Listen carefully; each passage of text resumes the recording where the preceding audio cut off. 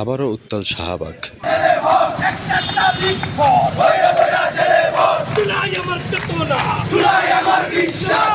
আওয়ামী লীগ নিষিদ্ধের দাবিতে এবার শাহবাগ মোড় অবরোধের ঘোষণা দিয়েছেন জাতীয় নাগরিক পার্টি এনসিপির দক্ষিণ অঞ্চলের মুখ্য সংগঠক হাসনাত আবদুল্লাহ।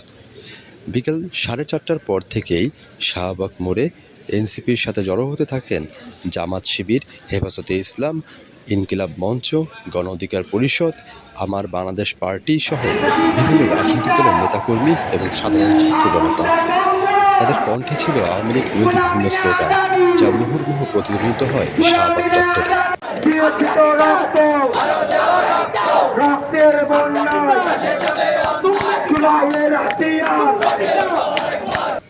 শুধু তাই না, রাস্তার পাশে সমাবেশ করে ক্লান্ত জনতা বিশ্রাম গ্রহণ করছে, বাবার হাত ধরে এসেছে ছোট্ট শিশু। সবাই যেন এক কণ্ঠে বলছে, আওয়ামী লীগকে অবিলম্বে নিষিদ্ধ করতে হবে। পৃথিবী যেন থমে আছে এক যজ্ঞস্থলে, সেখানে চলছে দক্ষযজ্ঞ আর প্রলয়ের নৃত্য।